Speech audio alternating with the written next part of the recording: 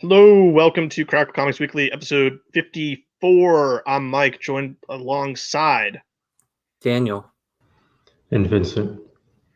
And we've started a new thing where I ask gentlemen, how was your week this week before we get into the books? It was very annoying, kind of miserable, long week. There's a lot of snow this week. That too. I didn't even barely go outside. Actually, no, I did have a snow escapade. So one of our personal friends bought some books from me. And first of all, it's not that many books, but they were huge books. So first I had to figure out, do I want to risk putting these books in a single box and risking potential shenanigans with like a 25-pound box, like the post office inspecting it or damages or whatever, even though I packed it well. I ended up going with 2 boxes.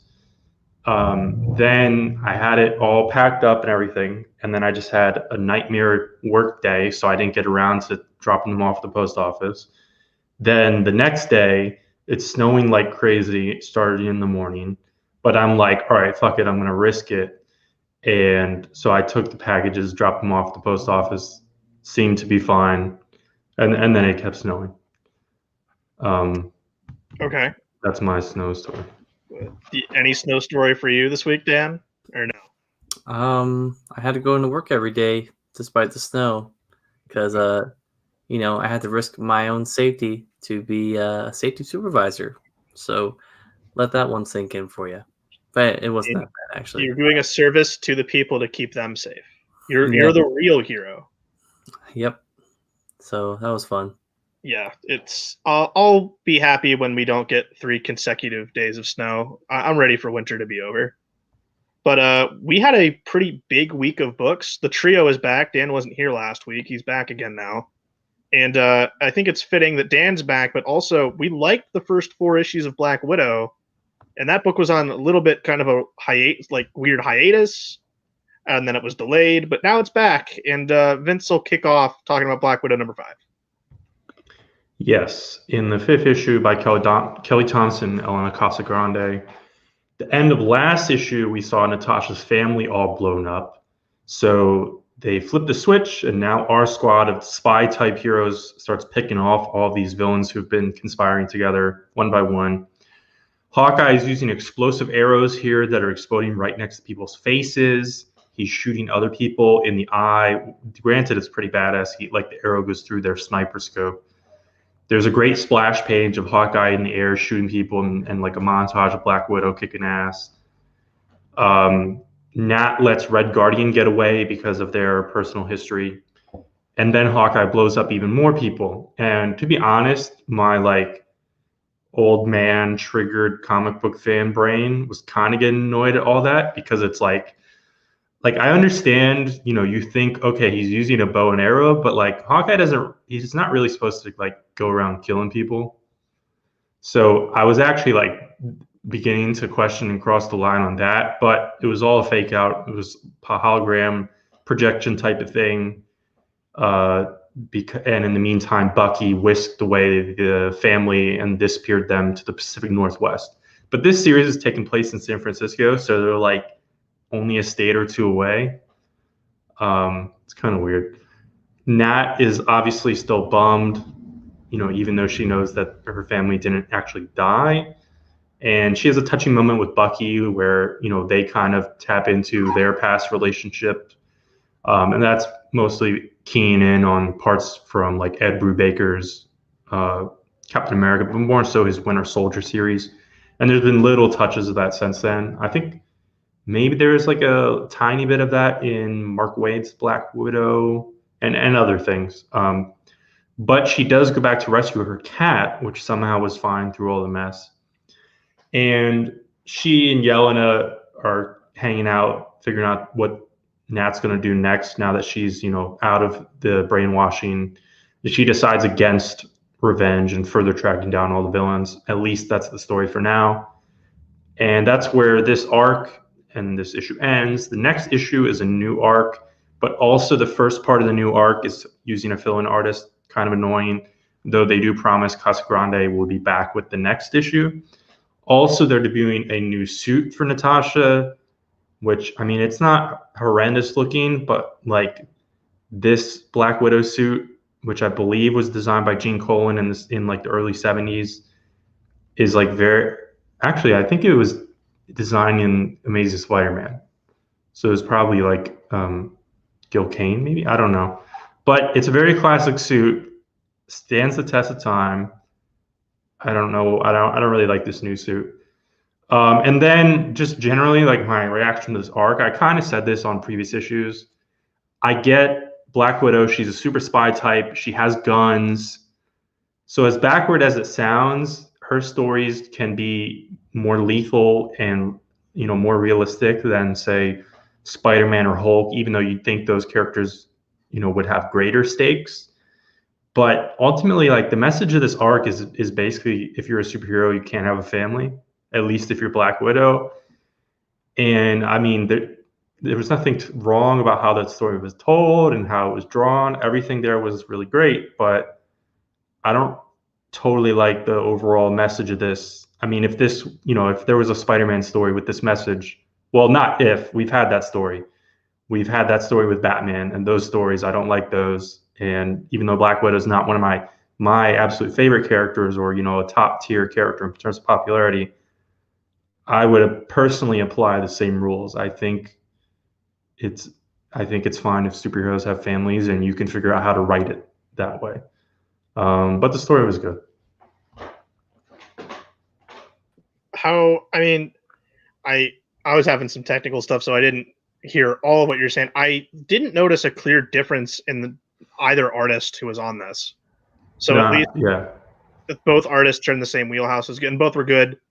It still looks great. The new costume's okay. That it's in that realm of like, why does everything need a hood? But other than that, like, I'm fine. You know, this opening art essentially sets the bar and tone for the rest of what Kelly Thompson intends to do, and I'm down with it, so I'm sticking along with it. I enjoyed the first arc, and I thought it was good. Yeah, I'm definitely sticking. Yeah, I think I am too. The Black Cat at the end it reminds me of Edmondson's run a little bit, because I think there was a cat that was in that run as well. But no, I mean, I like this. I really like the art too. I mean, just some of the like the shots in the beginning, like in the warehouse or wherever they were at, kind of coming down. I thought that was like a really cool splash page there, kind of. But I don't know. I think it's worth it. I'm gonna keep reading it instead of watching. The hell. I don't know. I mean, you could watch it. I mean, I guess I don't know. It's a weird media thing now. You're too hung up on watching WandaVision. I'm guessing that's what it is. Yeah, I just actually watched that tonight. Yeah, because you can't watch Black Widow, but maybe someday. You're still saying May, right? May's the magic date. But I'll take us into our next book. Batman Catwoman #3. It's the third issue from Tom King, Clayman, Tom Amori.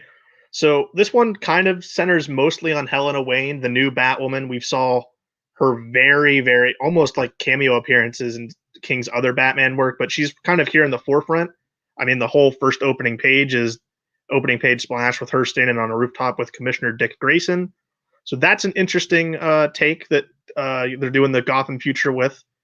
But overall, Batwoman's working the case of the Joker's death and suspecting that, you know, Selina has a hand playing in killing the Joker.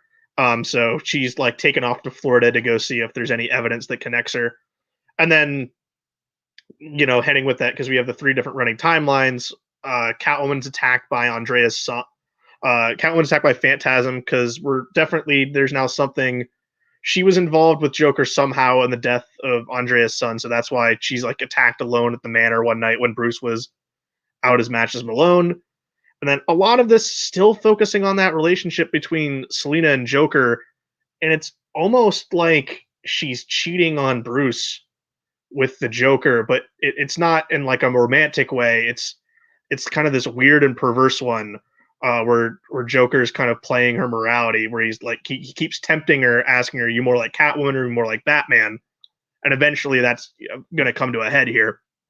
Though we do see Batman in costume only once here, where he confronts the Joker about the death of one of his henchmen that was murdered by Phantasm. But I do like the Joker stuff. I like the Joker confronting Selina about the double life thing. I like that. I like that Helena showed up here. But overall, like, I like the issue, but I don't know. It's it's the Tom King book where I'm like, I want more answers now, but it's a 12-issue maxi, and I got to be along for the ride. The issue does close with Helena telling her mother over dinner that the crime scene was clean and that her mother is cleared for now, but like she clearly, she is Bruce and Selina's daughter, so she still thinks that something's up. And there's definitely a connection between Joker and Bruce's deaths, as it's stated here that they were mere days apart from one another. But overall, I'm still liking it. So, gentlemen, thoughts on Batman Catwoman number 3, which really is like Catwoman Joker at this point. Not a lot of Batman in this series. Yeah, I was about to say that. Like, this really felt more like a Catwoman book than really anything else. Second straight book, too, with a black cat in it. So, I'm not sure. That's probably bad luck, I guess. But yeah, and just, I don't know. I mean, this is nothing to really comment too much about, but I feel like there's a tad too much cheesecake going on in this issue. A little bit. I was waiting for one of us was going to have to mention that. I'll keep it short. That's not a costume. Yeah, I was going to say. That's a bodysuit with a chest protector on it. Yeah. I mean, Mike's talking about Helena's. What, do they give her a name in here? Is she called Batwoman or is she called Huntress? It's Batwoman. Okay. Yeah, so her costume, she's like, it's skin tight, and it's mostly a lot of people have been focusing particularly on the crotch area, where usually, I mean, honestly, it would have looked better if they just put like trunks on her. Like, there's a weird element of putting trunks on a female character because obviously it's a totally different dynamic, but obviously she's the daughter of Batman, so like. You probably could have figured out like a cool way to do it. And I would actually be less concerned with that than this, where it's just like skin tight down to there. There's one shot where, again, skin tight. So you just see her whole butt cheeks. And literally, I think it's not 100% clear if Clayman is trying to draw the thong or pretty underwear clear underneath. I'm not 100% clear if that was his intention or if it's just awkwardly looks like that, and he was just trying to draw how like the wrinkles around her body fits and everything like that, but it looks weird.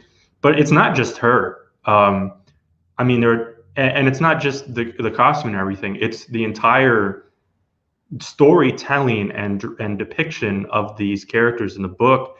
I mean, there's the costume design, but that shot was chosen where you see her butt cheeks very highlighted.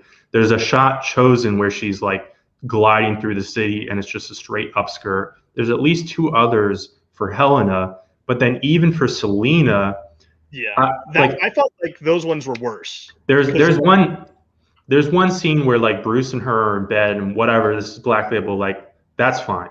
But it's the particular shots, and to be clear, like I don't necessarily have a problem with it. I'll get to that in a second, but there's certain shots, especially when the Phantasm shows up and is like kind of attacking Selina and stuff, where like her clothes are ripped, there are specific angles shown, her whole butt takes up a quarter of a panel from a specific angle, and it's not just Helena's costume design. I think the I'm not going to say issue, but the bigger point of potential concern for people are all of these panels and the angles. And I have no idea specifically how Tom King works. Certain scripts will be like 5 panels to this page. This panel is a medium length shot from this perspective, blah, blah, blah. I don't know that he does that. I would imagine not. No, we know. He just like writes Batman and Joker fight. And that's his extent.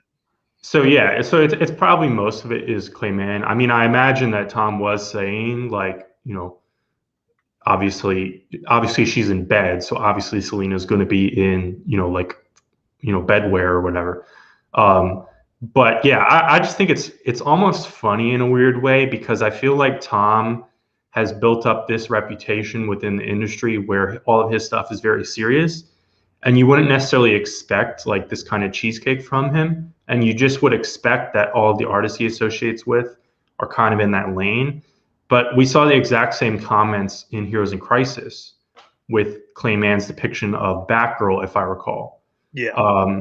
So it's just a Clay Mann thing. I don't necessarily have a problem with it. I just think it's slightly funny that Tom King and DC's marketing department kind of have, pumped up his works and this series as like this, this serious, almost literary-esque take on Batman and everything. He's doing all these non-sequential storytelling and everything like that. And then the art is like cheesecakey. I think it's funny. I don't personally have that much of an issue with any of it, except that I think the Helena costume is just a terrible design, but not specifically even because it's so skin tight. I think it just looks terrible.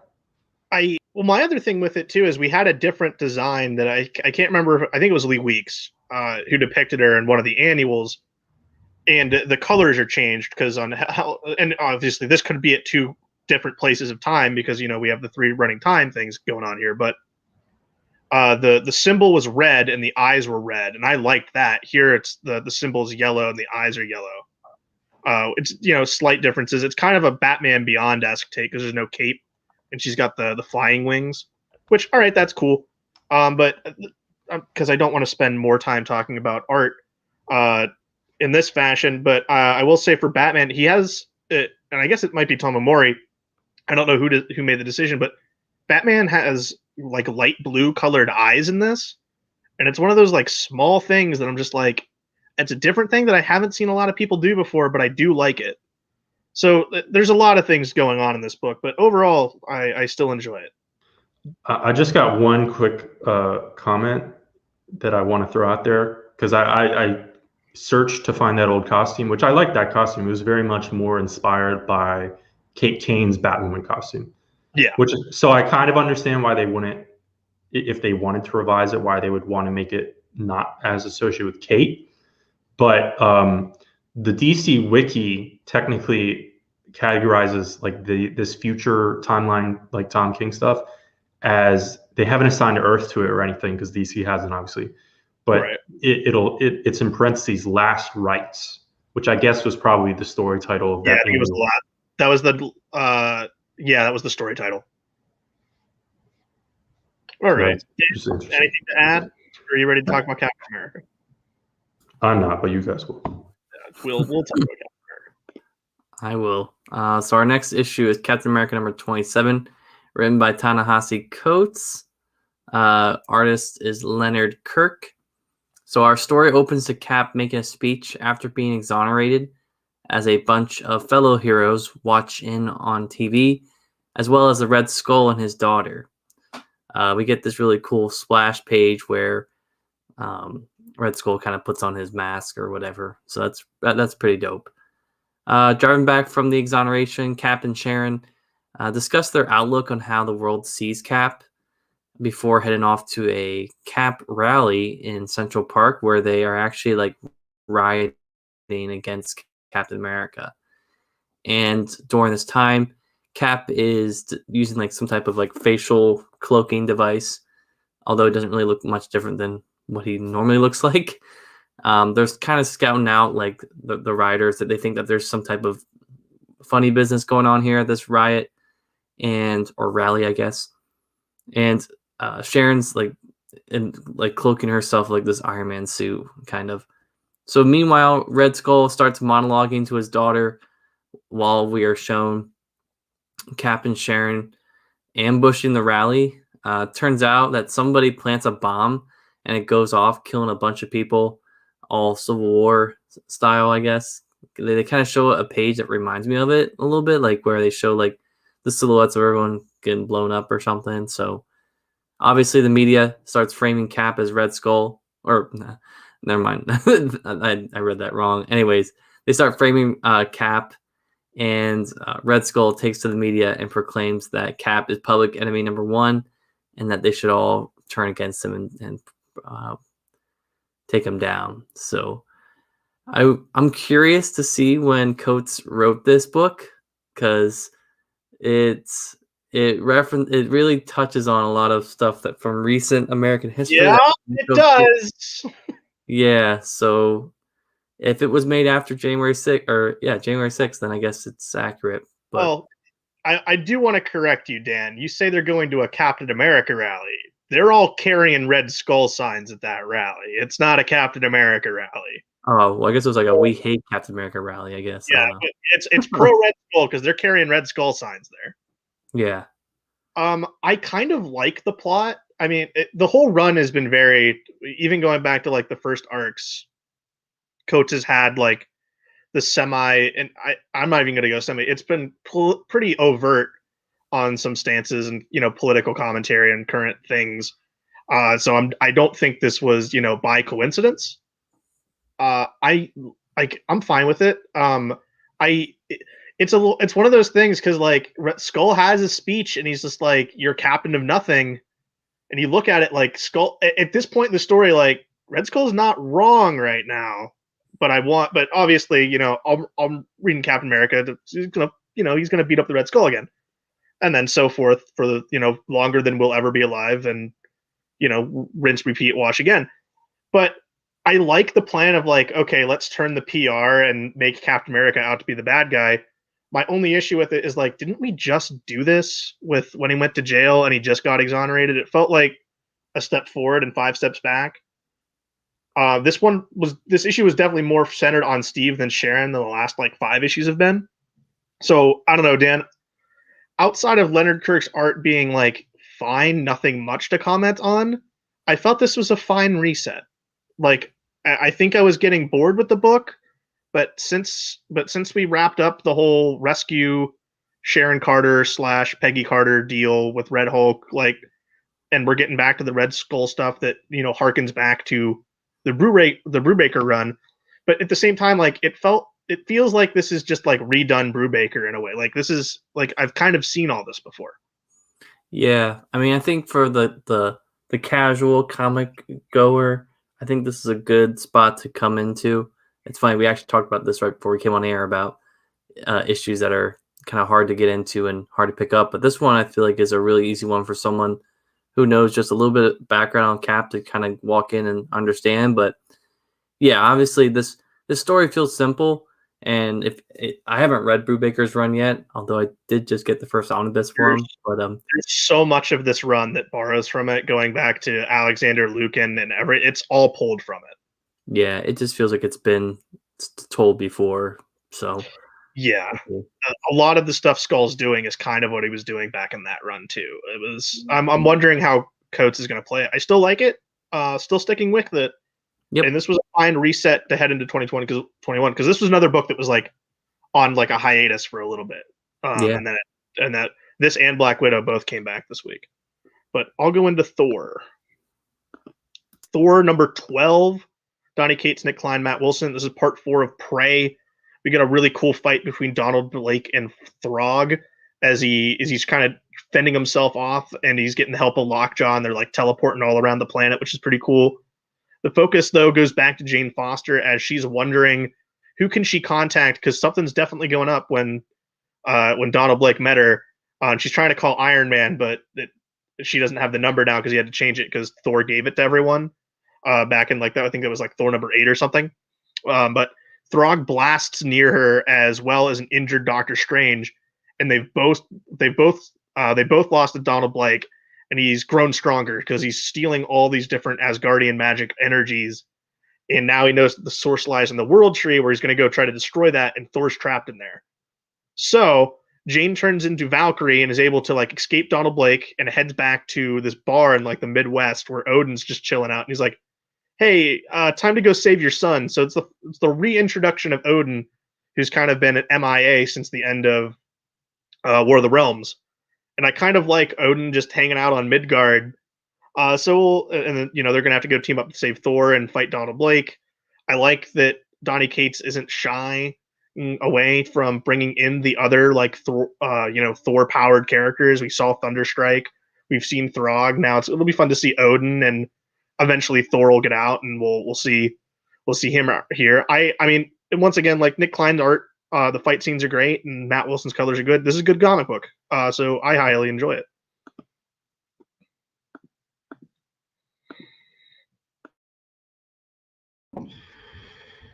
And I highly enjoy Iron Fist, Heart of the Dragon. This is the second issue by Larry Hama and Dave Wachter. So the hidden eighth city is up to some nefarious shit. So to stop it, all the other cities need to be manifested on Earth. And the other immortal weapons who haven't been killed or disabled already are now part of the team, along with Luke Cage and what's her name? I think Faye, Iron Fist's like kind of pseudo daughter. And other heroes are going to need to get involved too, though we don't get to any of that yet. Kind of. The Shang-Chi villain Midnight Sun shows up. He's one of the bad guys. We've already seen Taskmaster. We've seen Lady Bullseye. Not a ton actually happens in this issue, to be honest, though one of the cities appears near Wakanda, so it's set up that Okoye is going to be one of the characters involved, which, I mean, cool, it's fine. I mean, I feel like Black Panther is a little bit too, like a little bit on a tier too high to get involved in this book, which is like, even though this is like a huge stakes plotline ultimately, it's still like kind of going for a street level characters kind of vibe. So it makes sense to bring in Okoye, and I'm interested to see what other characters are going to get wrapped in here. This one had a lot less action as well as less plot momentum than the first issue, but still pretty much all the positive notes I had. I love how Larry Hama writes these characters. I like how he's pulling all kinds of little elements and references from throughout Iron Fist lore, and also like little other pieces of Marvel Universe that are relevant or make sense to fit in here. And the art by Dave Wachter is really good as well. And in this issue, we get a little bit more of the like trippy Iron Fist, like Seventh City, Heaven, and all that kind of junk. So there's a little bit of more diversity in the art style, as well as a lot of that probably comes down to the coloring as well. So this was a good issue. Yeah, I agree with what you said. I mean, this definitely does maintain the momentum from the first issue, I feel like, and I like the coloring as well. I don't know what it is, like the rendering.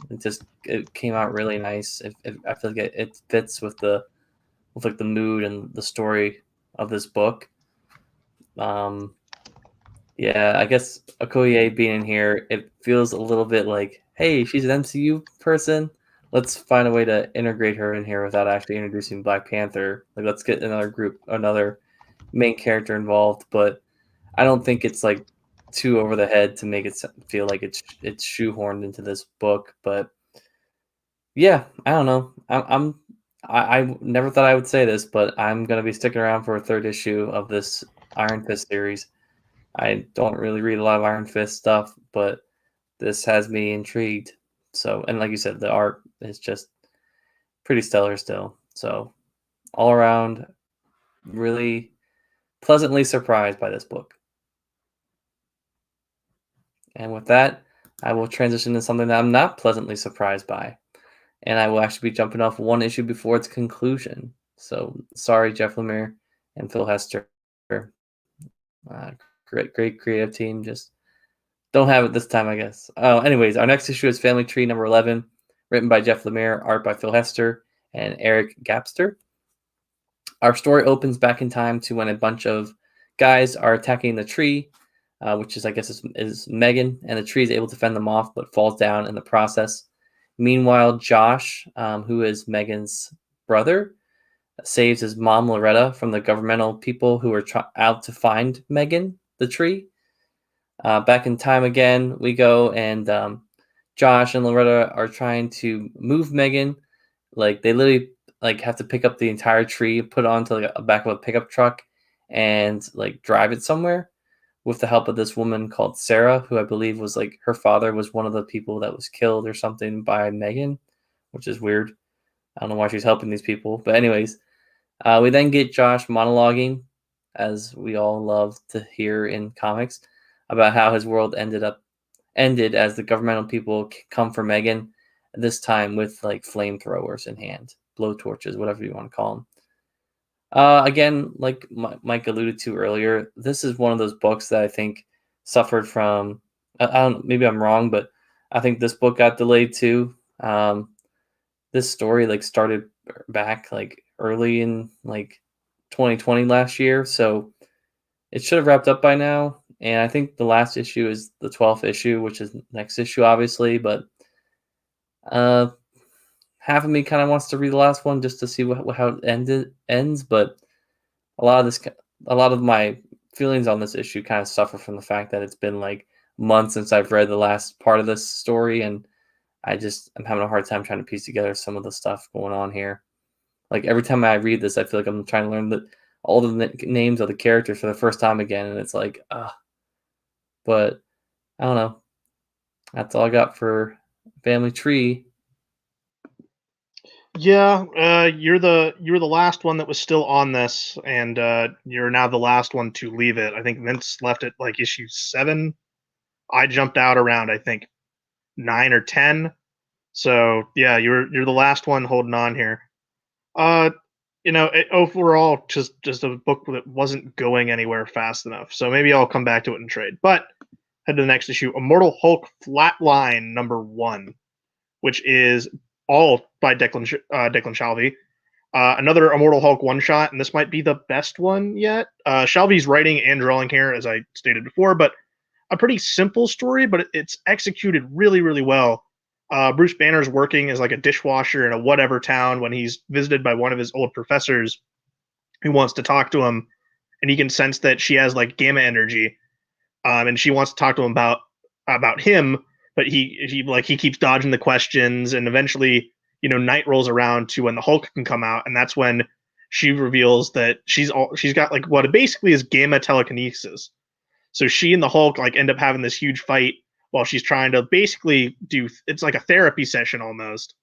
And it gets to the point where she gets into talking to Bruce, revealing that basically what the bonds that hold them together is each of what keeps them apart, and that the gamma is like the one thing that binds all of them. And the next day, Bruce wakes up on top of a hospital, and it's revealed that she had cancer. I'm guessing that's cancer from the gamma radiation, because she was one of the people that helped like clean up the scene after the accident that got Bruce to turn into the Hulk. But he's able to go down and like say goodbye and get one last message from his mentor. Really, really good stuff. This was pick of the week contention for me. Me and Vince read this. Yeah, I enjoyed it. I don't think I was impressed as you were based on what you said. Yeah, I liked it. I thought the writing, he was going for like an ambitious kind of message, and I think he just didn't entirely land it for me personally. I mean, obviously Declan, he's gotten a lot more into writing recently, but it's still pretty new to him. Writing for comics, and I thought the art was great, but I didn't fully connect with this old woman character and like the whole the depression, health, that kind of message. It just didn't completely land for me. Okay. No, I mean, I think the writing was not as strong as the art. I thought the art was really, really good. That when I talk about the execution, I thought the execution and the art is what made it better. Some of those pages near the end, like those double page splashes, were really, really good. But another Immortal Hulk one shot, and I think if you read all of these with me at this point, I can't remember if you maybe missed one or two. I mean, off the top of my head, I can't really recall specific ones. I feel there's the Jeff Lemire one, and there's the King in Black one, and I feel like there was another one. I'm not sure. I think I missed a couple. I don't know if you would count the She-Hulk book in that category. I didn't read that. Yeah, I would. I would throw that in there because it was a one shot. I didn't read that. I think it was the Jeff Lemire one, which was like mostly silent. Maybe I liked that one. That was the Christmas one. I mean, I've liked most of them. I think I've read most of them. All right. The ones that aren't by. I think I've read the ones that are not by Ewing. Yeah, you read those. He's done one or two. So I skipped those because I assume they're more connected to, the main story. Yeah. Yep. All right. We'll bring Dan back to talk about Iron Man #6. Yeah. So first off, before I start this recap, I gotta say, this cover, probably one of the best covers I've seen in an Iron Man book in a while. Not just because it's Alex Ross, but just because of the way it looks. I just love it. So anyone out there, go check it out. It's pretty dope. Anyways, our next issue is Iron Man number 6, written by Christopher Cantwell, art by Cafu, colors by Frank D'Armata. So Iron Man is being transported by laundry cart to a taxi by Patsy Walker. So from last issue, Tony got beat up pretty bad by Korvac, and he has a broken neck. Not a good thing.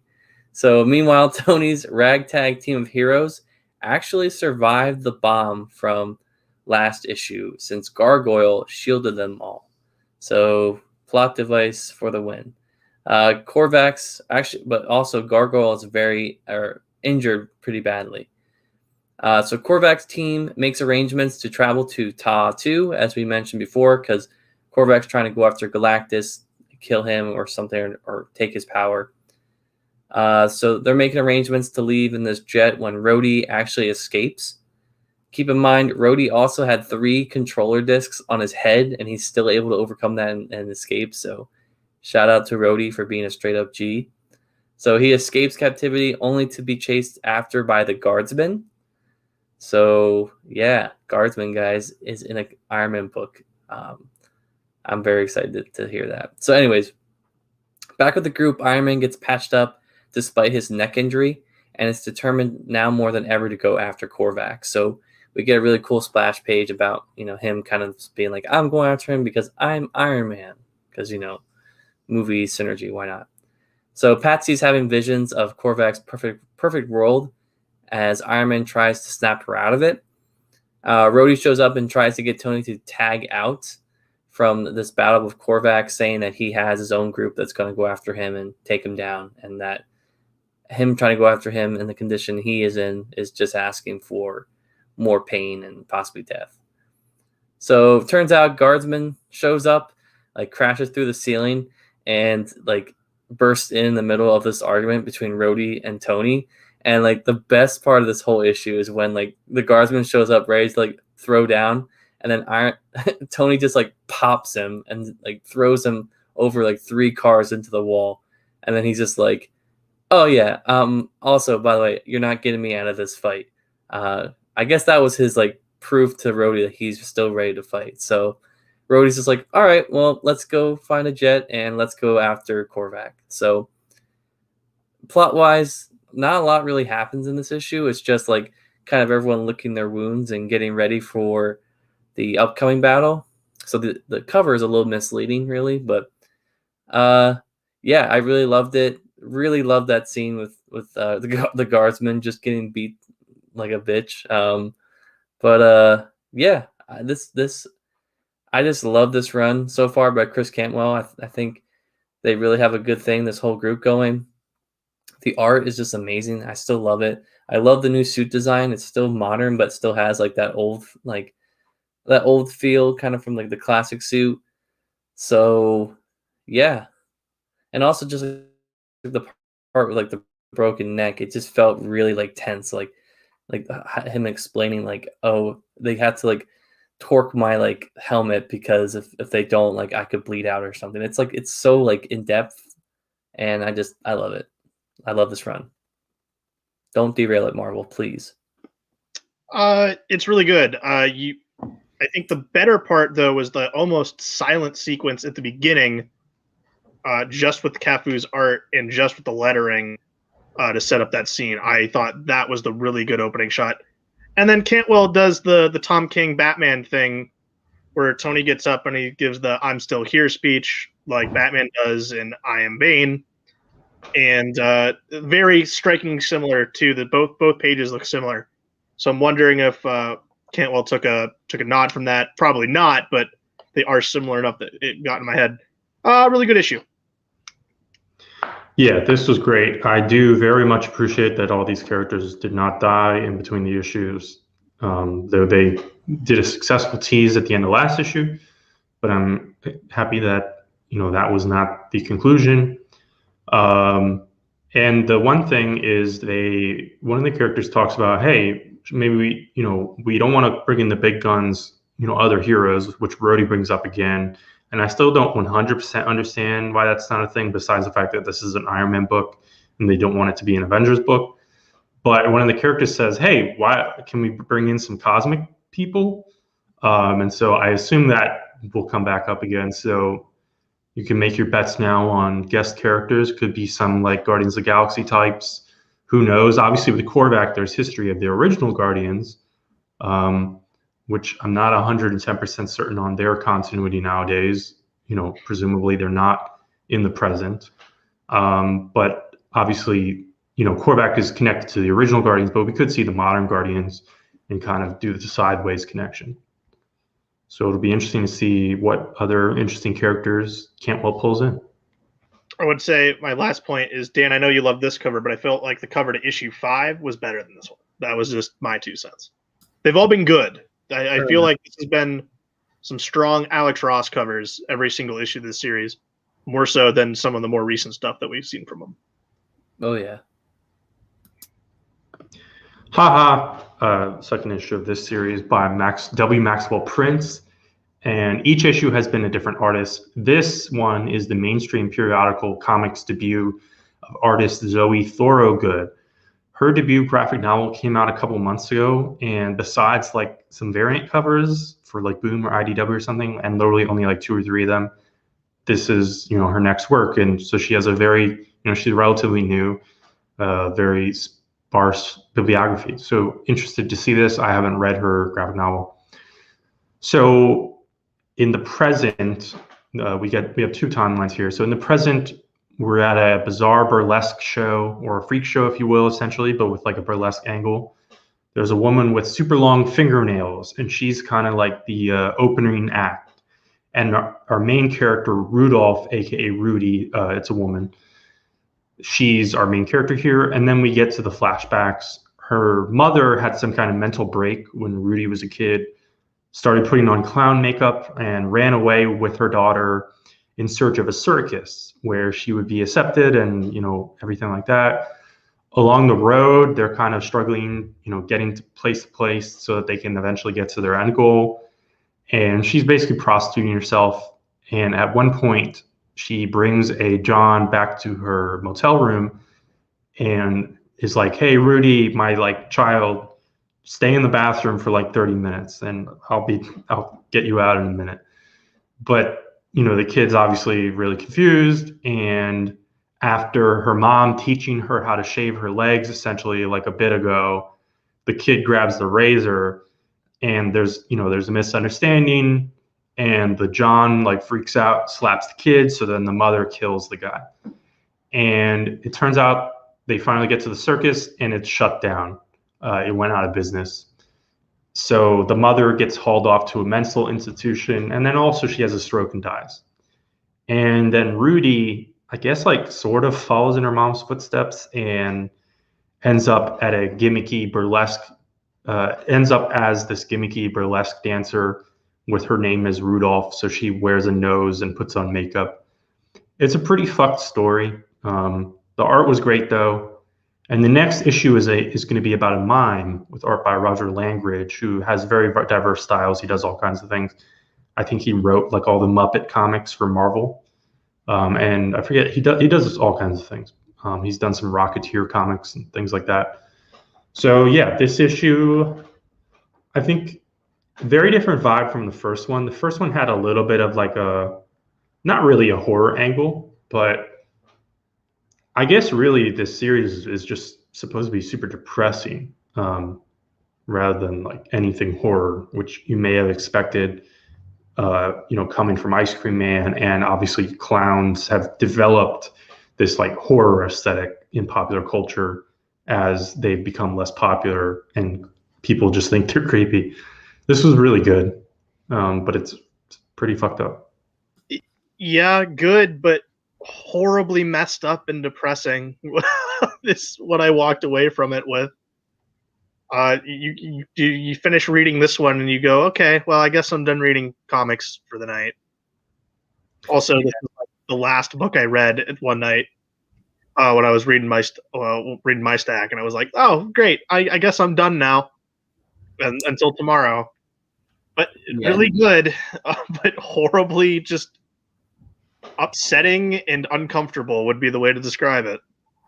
I was just about to say that, like, this book made me physically uncomfortable reading it. It's just like, yeah, some of the stuff that happens, you're just like, oh, like, I'm just so glad that's not me. I'm so glad I have to deal with that. The one thing is a very selfish way, Dan. The one thing though is, like, in the end, as we get back to the present and everything, it's not really clear to me if Rudy is depressed about her life. Like, that's not as conveyed to me.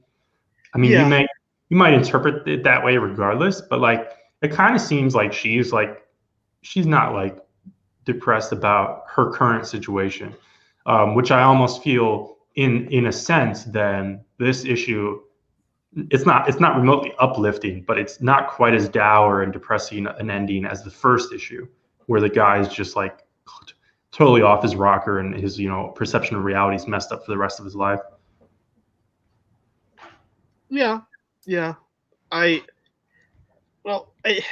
get that, but like, upon because we don't have the inside look to her enough, because we're just the viewer watching. You can't not look at it and go, well, that's just horribly sad and upsetting. Like, that's the thing about it. But yeah, I'll just leave it on all of us as I go into King in Black number 4.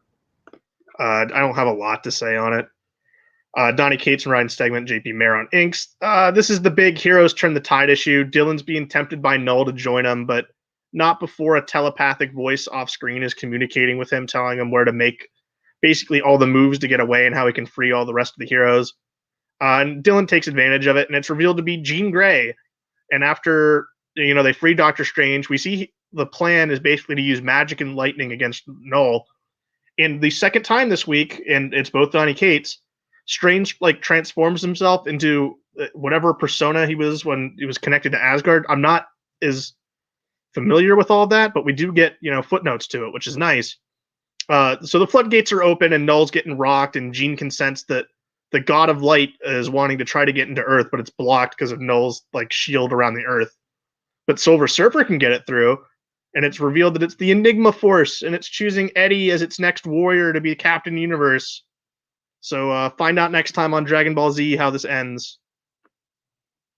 I'm really confused because I thought in Black Cat, like, they rescued Strange from like that blob in the middle of the city, which is like where they start fighting out of.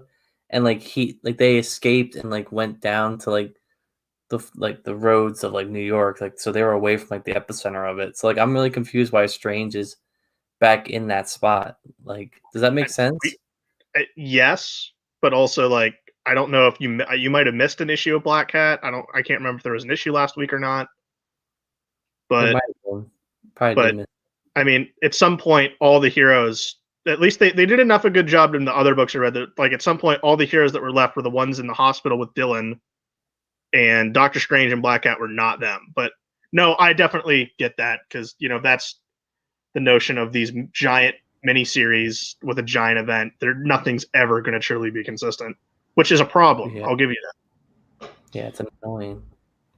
I'm kind of bored, to be honest, by this series. Yeah. And again, I put some of that on, not reading Venom, which is obviously very central to this. But I don't find Noel remotely interesting. Like, his name is almost ironic because I don't care. And we do get a bit of a backstory here, which is probably the first time, but it's just nonsense, ultra old cosmic stuff.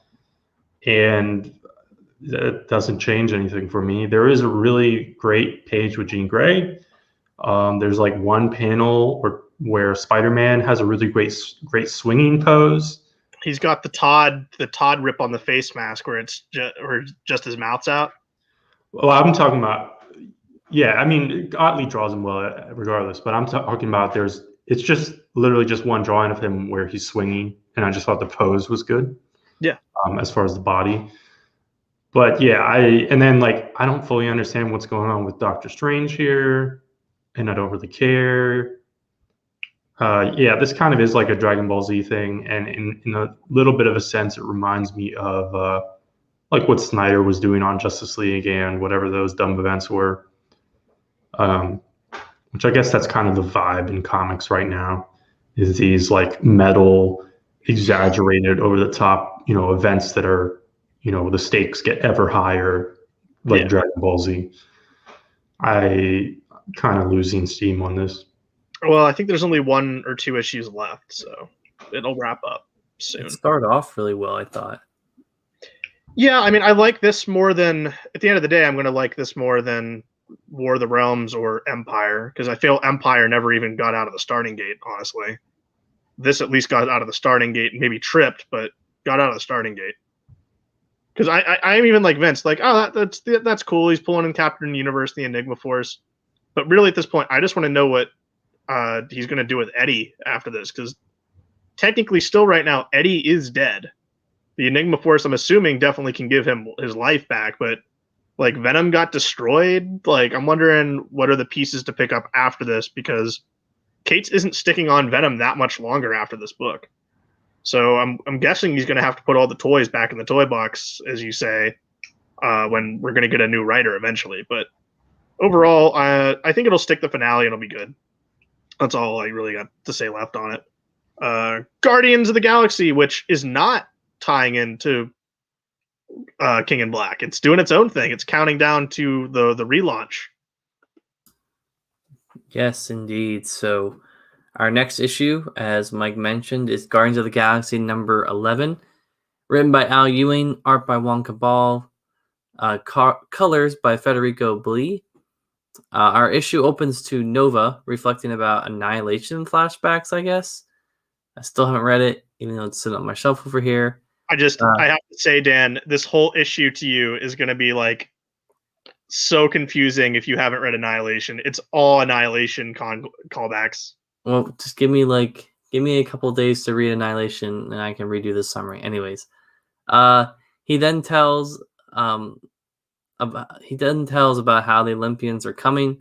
Nova is then seen talking to Doc Samson, I think, when Gamora shows up and yells at Pete for his death and then eventual resurrection. Because what relationship is complete without Gamora yelling at Peter? Anyways, meanwhile, Phyla and Moondragon have an argument about eavesdropping into other people's minds. Pete then tells Nova not to worry about how he got Pete killed in the gods' first encounter, going back to, I think, like the first or second issue with the Olympian gods.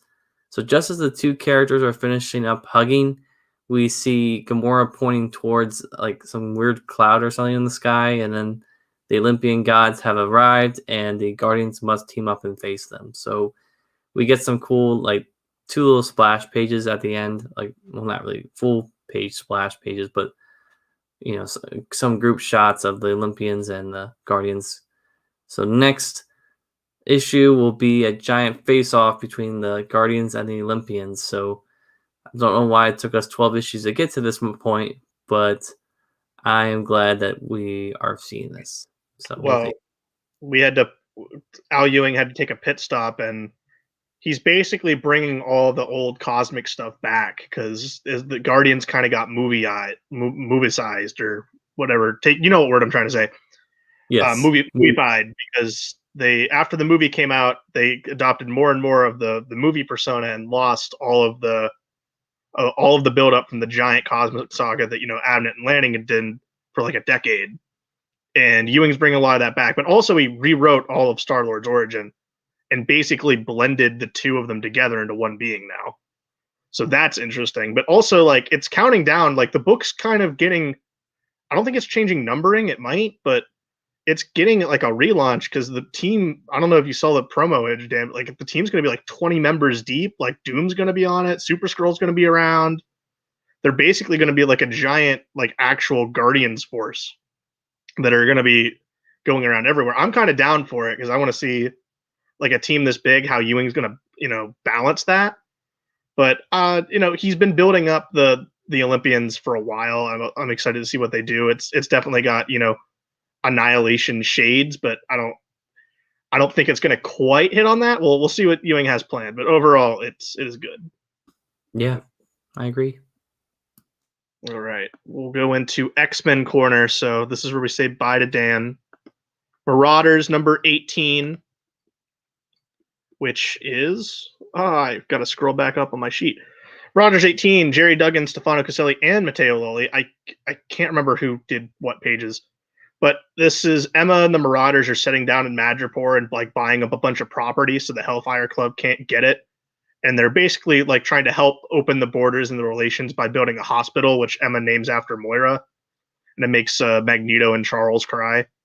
The Hellfire Club like launch counterattack plans, and they're unleashing a new batch of Reavers onto Madripoor to basically run the Marauders out, but also basically cause bad PR for the mutants to get them barred from docking the ship back in Madripoor. So the team's going to have to basically get creative and go back, as you know, they discovered they've been set up by the Hellfire Club, but now they're no longer allowed in Madripoor. So we'll see how it all works out. I like this.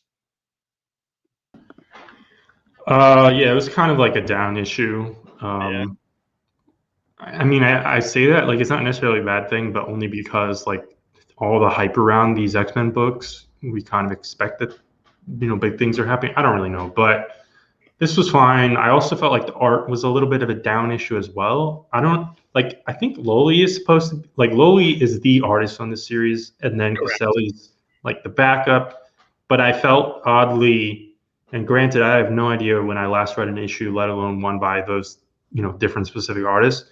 But I felt like the art here was like a step down from both of them separately. And I wasn't paying much attention. Like I couldn't honestly tell you who was doing which pages and stuff like that. Maybe it was obvious, maybe it wasn't, but the art wasn't, you know, top tier on this issue. And then the one thing that stood out to me was there's a really cool sequence where Mask, who's, you know, one of these obscure X-Men characters, he like cures a child's cleft lip with his powers. And that gets into a weird, like, tricky situation for superhero comics. I mean, obviously, superheroes are saving people all the time. That's kind of them by definition. And this isn't ultimately that much different from that. And the current status quo of the X-Men is like behind the scenes, they're just like improving everything about the world, you know, with all their medicines and everything. Yeah, they have drugs for cancer now. Yeah, but we haven't seen that much of that on the page. You know, like we haven't gotten a bunch of like, you know, human stories of people, you know, having their cancer cured and their families rejoicing and everything like that. So I feel like this is the closest thing we've had to that. And people always joke about like, you know, why is Professor Xavier in a wheelchair when Reed Richards, Tony Stark, Hank Pym, Professor Xavier all exist in the world? Like, just cure your legs, bro. And like sometimes they've done that through the years, but it becomes this like weird situation where you're just getting like a little bit too close to reality, and like these heroes are too able to like just miraculously fix things, and it slightly breaks the immersion, and also like there's like weird dynamics where it's like, how does that reflect on real life, you know, people in healthcare in the real world and things like that. It's not quite like the invaders killing Hitler, which is like the very, very extreme example that I sometimes go to. And that's tied up in like, you know, soldiers and war and everything like that. But it was just a weird thing that stood out to me. I felt like kind of commenting on it a bit. Yeah, it's because like I think you're right, because we know that they have drugs that cure cancer, but this is one of the few times, like you said, that we actually see the effects that the mutants are trying. Though, I mean, it's quickly dispersed because now they can't go back to Madripoor, which is where Mask was, you know, operating in this hospital they just opened up. So that's my other thing was Mask just supposed to cure everyone there? I'm not entirely sure what was supposed to be the point of that, but overall, like, I mean, Duggan's got to be building to something. We know Storm is leaving the team in a dramatic fashion in a few issues. I think it's either like 19 or 20, but also it feels like Storm has hardly been a part of the team in the first place. So, I mean, it's my favorite of the X-Men books, but also it's like, it's not without its faults here and there, but still, you know, a good series. And now we'll transition to the 90s, where I know you have two novels worth of notes here. Please don't take 20 minutes, because I'm going to leave it on both of us so you don't. I'll get through quickly. I'll just say one last thing on Marauders is, you know, the first, you know, 6 months of the new X line or whatever, we would often rank the series. And Marauders was often towards the top for both of us. I feel like recently Marauders has like slightly notched down, and I would definitely put probably X-Force as my top tier book at the moment. And I think that's relatively recent over the past, I mean, we're at 18, so probably over the past 10 issues or so, I feel like it's slightly lost its steam. I could round up and just say post X of Swords. Yes. All right. So X-Men Legends #1. The concept of this book is like continuity fixing or sequels to decades old stories, stuff like that. Think like X-Men Forever, but not just Claremont and not like super extended and stuff like that, but it's kind of similar. Per a footnote, this issue takes place after X-Men #39, which means right before Legion Quest and therefore, before Age of Apocalypse. And this is written by Fabian Nicieza, who, in the real original timeline gets fired off of X-Men with issue 45, which when you factor in Age of Apocalypse is like a year after this. And the art here is by Brett Booth. There's a caption about Scott's powers not generating heat when he's introduced, which I'd applaud regardless and point out, but it's also kind of like part of this silly kayfabe Twitter beef that Nicieza has with Gail Simone, where Gail Simone just trolls about Cyclops all the time. So the story here, Eric the Red has kidnapped the Summers' grandparents for a ransom, and he's looking for Adam X. Then we get a recap of Adam X's origin, and then he runs into Cable, who makes a joke about how they're supposed to have gone past their extreme phase, which is bolded, and that's referencing early X-Force and Rob Liefeld, specifically Extreme Studios, though Adam X appears after Liefeld leaves. He's technically Tony Daniel co-created him. We also learned via footnote that this takes place after an issue of the obscure 1995 Captain Marvel series by Nicieza, which starred Genus Vell spinning out of Ron Mars' Silver Surfer, but it was only like a 5-issue series, and that character didn't catch on until a couple years after this, coming out of Avengers Forever under Peter David writing him. Hepzibah and Raza Longknife of the Starjammers show up, and they're trying to nab Adam as well. But then Scott and Alex show up to also nab Adam, but at odds with the Starjammers. And the big tease here is that they block Adam's powers and vice versa. So they're like, what's going on? And obviously Scott and Alex, they have understood why their powers are blocked. So there's a question here. And then Corsair, Alex and Scott's father, shows up, and obviously the leader of the Starjammers, and he says, say hello to your brother. So this does claim to be 100% canon, but we'll see as it goes along, because obviously, like I said, the entire point of the series is that, in the 90s, there was this tease of the third Summers brother. It was something that Mr. Sinister set up, and I don't remember specific issues and stories when it was started. And then it was teased along the way, and it was highly speculated that it was going to be Adam X. For a short, brief period, somehow it was potentially going to be Gambit, but it pretty much like the storylines and the community basically settled on it's supposed to be Adam X. But again, Nicieza got fired, and then there was just all kinds of shenanigans in the X-Men line, as you move into the end of the 90s, and obviously then totally different directions as you move forward. So it was never resolved, and that's what this is. But the thing is, it was resolved or redone years later by Ed Brubaker with X-Men Legacy. I don't remember what it's called. Deadly Rise and Fall of Sheer Empire. That was Vulcan. Well, no, the miniseries before, Deadly something. Deadly Genesis? Maybe, I think that's right. Which introduced Vulcan, who was fully revealed as the third Summers brother.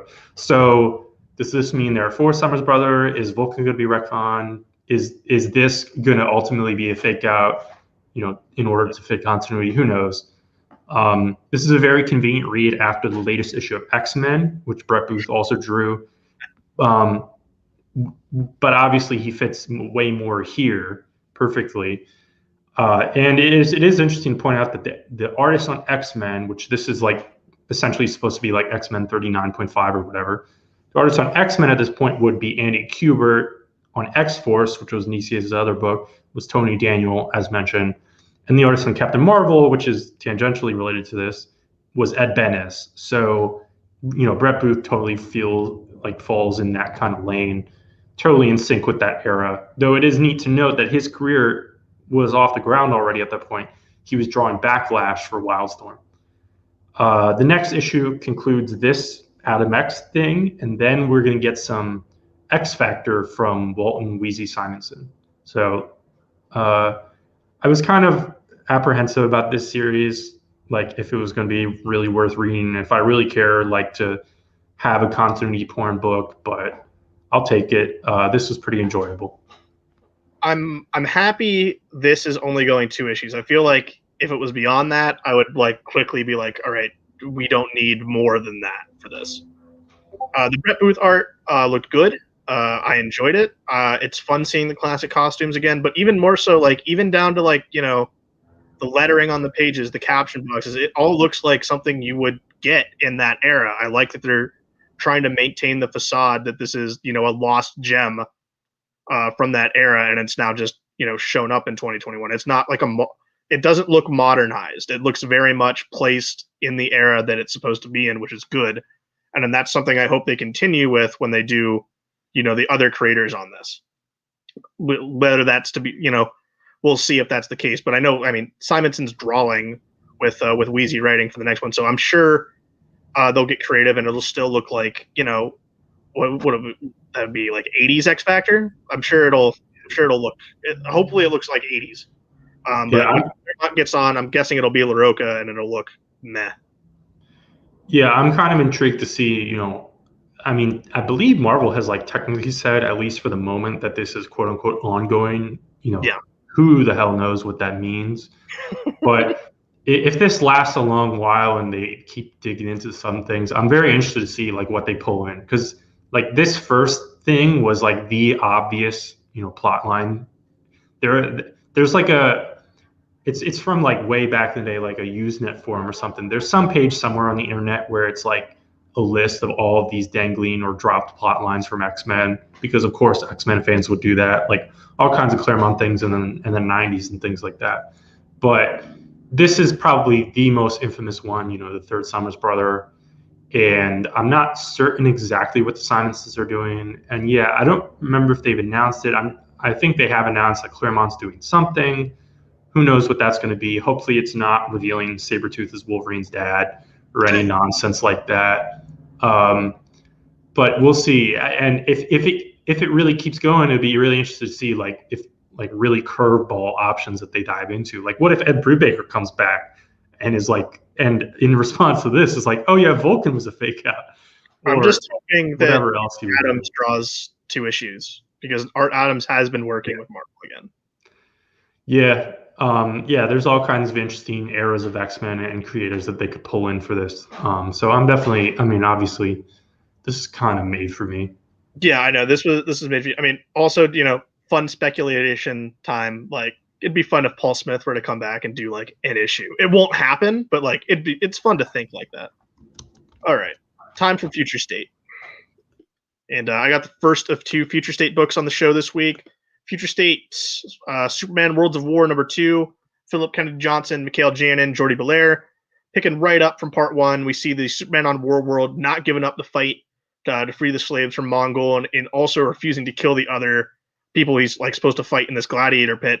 So he's like slyly cutting off the chains of those around him so they can like get out and free themselves. But back on Earth, the one girl is, you know, leaving the Superman story group to go find the real Kent Farm, because the one that they're saying is the Kent Farm has like been co-opted as like a tourist attraction. The real one's like a couple miles down the road. And she's joined by one of the group where she reveals like it wasn't Superman or Spider, but was like the work of Clark Kent. And she reveals an article that he wrote about like a tireless civil servant who sadly died alone in a homeless shelter, but never gave up trying to serve his community, as it's juxtaposed with images of Superman not giving up and trying to save as many people as he can. Eventually, like he's captured, and I guess he's killed by Mongol, but Mongol just keeps bringing him back to life. There's a line about that, but he can't basically Mongol's like, you can't keep doing this. Eventually, I'm going to kill you. But Superman's like, I'm going to keep freeing as many people as possible, and eventually, I'll have enough to have an uprising and get these people out of here and be free from you. And I kind of like that tone for Superman. Like, there's moments where Superman can get serious, and it's like, all right, like you don't want to mess with him. That was one of those moments for me. I really like what Philip Kennedy Johnson has, like this handle on this character. So I'm very excited for his run. So he definitely gets and understands Superman for me. So looking forward to those upcoming, dual runs on Action and Superman, since they're not splitting up the writing team again. Though we are left with the to be continued tag, and I guess this is going to end in the Future State House of L one shot. All right, I'll stick around the ride on this because he's won me over. But guys, what do you think of this one? Because we liked the first one.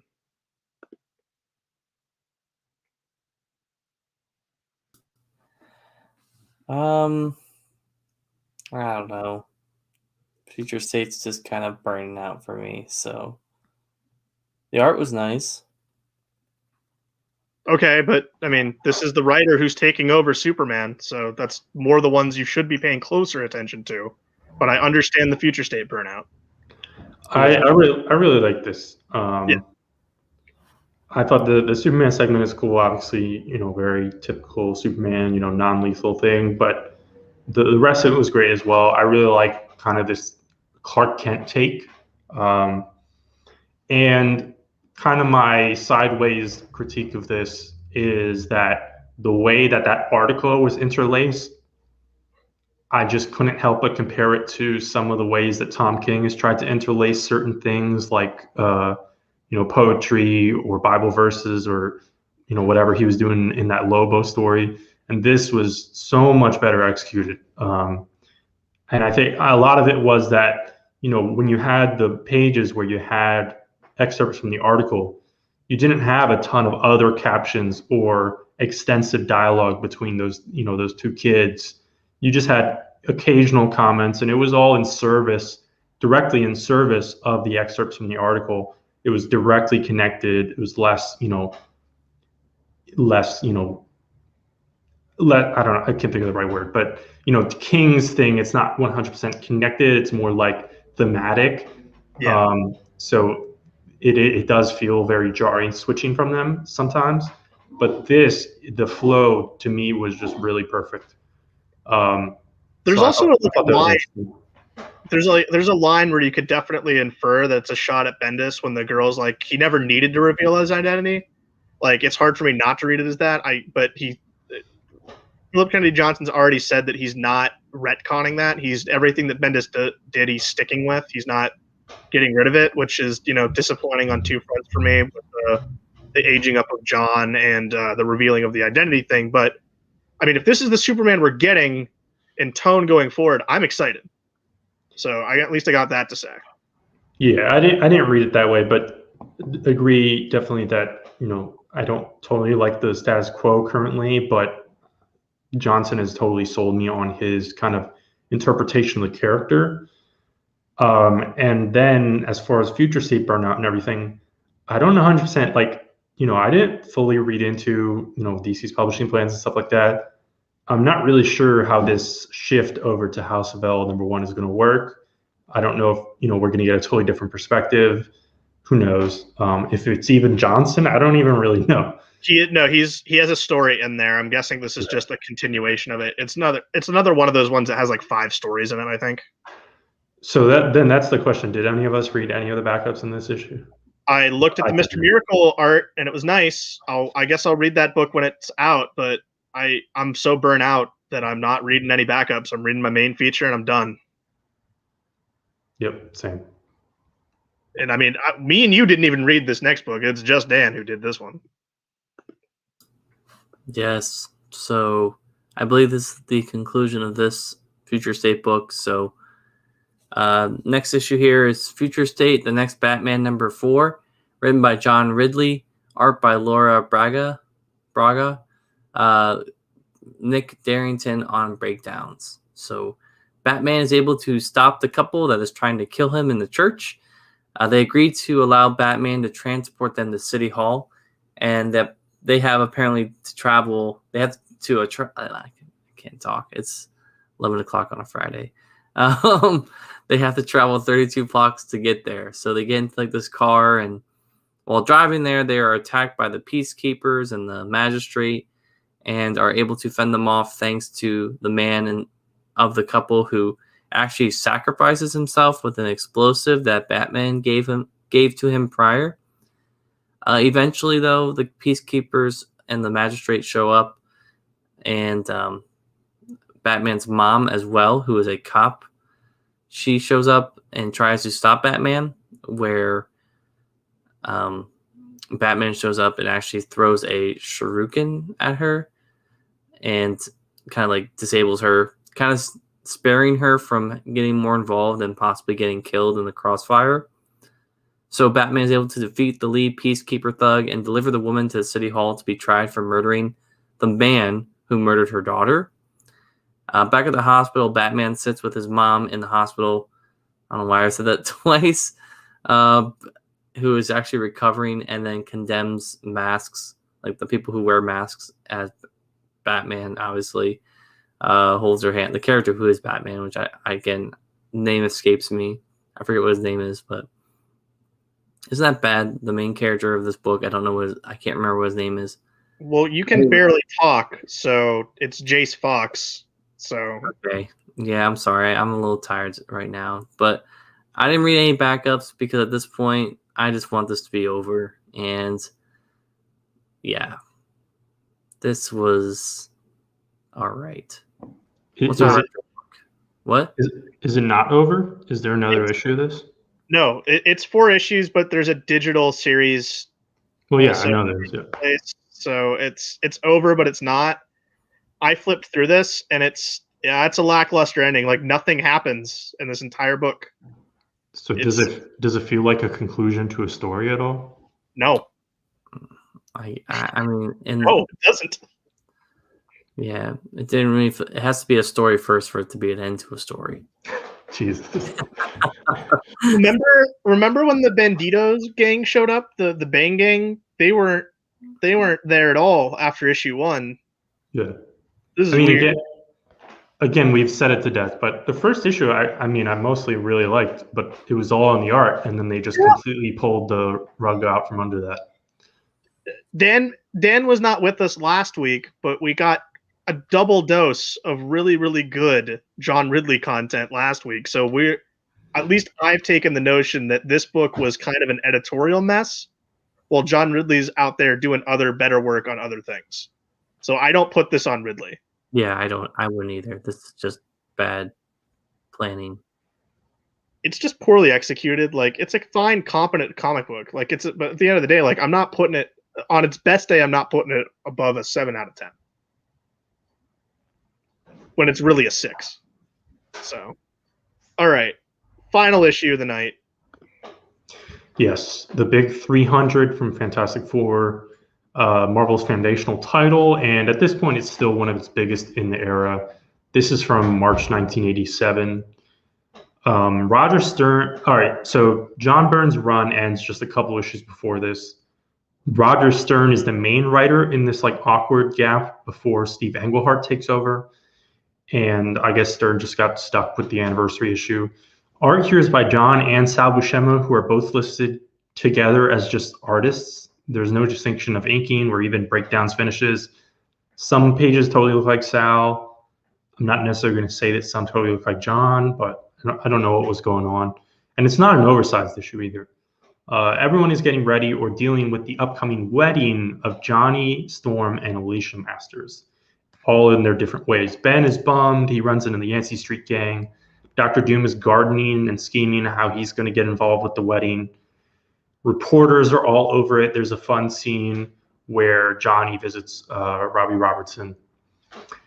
Then the puppet master, who is, of course, is Alicia's dad, or I think he's technically her stepfather, the Thinker and the Wizard, they obviously have grudges against all these characters, so they're going to team up and crash the wedding.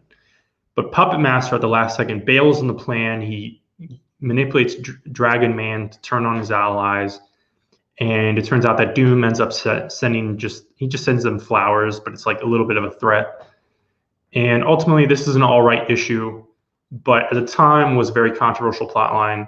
The Johnny and Alicia relationship is this melodramatic seed that's planted by Byrne, and then it grows into this wedding, And then it blooms into the even more controversial retcon under Tom DeFalco when this Alicia is actually revealed to be the Skrull Elijah, who is now showing back up again in Slot's run. And there's a big storyline teased related to her and Johnny coming soon. But I kind of prefer that she was, a lot of people hated it, but I like that she was revealed as a Skrull because I don't like Johnny and Alicia at all. Alicia belongs with Ben, and Slot did, cemented that too. So this is like low-key kind of like an advertisement for both Tom DeFalco's Fantastic Four available in Epic Collections and Dan Slott's current run. It was just kind of a fun issue, and I will mute myself and let you guys talk as sirens blare by me. Yeah, that's a great way to end the show. Oh my god, the lights behind you. That's hilarious. I can't. Oh, I'm sorry. It's to me, it's like, yeah, it's a fine, competent Roger Stern written comic book. If anything, to look at the art, I felt the biggest John Buscema images to me were The Thing, while everything else kind of more so looked like Sao to me. But like you said, it's kind of hard to make a clear distinction. But overall, like, it's a fine issue. I guess it's more noteworthy that it's 300 and there's not a big celebration. I mean, there is a wedding that happens in it, so that's what gets the big anniversary stopper. But it's not oversized or anything. It's very different from what we see now of a book hitting 300. Yeah, and I don't know, like for me at least, this doesn't feel like a book that from 1987. Like this feels like the mid 70s, just the way it's like written and the panels are laid out, and I don't know, I something about it. It's just Yeah, I think some of that has to do with this kind of like stopgap period that it's in the middle of that I mentioned. And obviously, if you were reading Fantastic Four at the time, you probably felt exactly how Dan just stated because you were coming off of John Byrne. So it's a really weird period, and it's strange that this major event and this anniversary issue is smack in the middle of it. Yeah. Yeah, it's weird. It's a weird place because this is, yeah, like you said, it's post Byrne, but before Simonson, right? Yeah, this is well before Simonson. So Simonson is like 333 to like 350 or something, around that ballpark. After this is Steve Englehart, and his run gets derailed as well because of editorial interference. So the last like half year of his run is just basically garbage, and then you get Simonson. All right. Well, that's all the books we had in the rundown, guys. Let's quickly wrap it up. What's your pick of the week? Yours was Next Batman, right? Yeah, it was Next Batman. Oh, of course, it's my pick of the week because it's over. I'm gonna give I think it's actually tough for me this week. I'm between Superman and Ha Ha, and I will give it to Superman. You're gonna give it to Superman?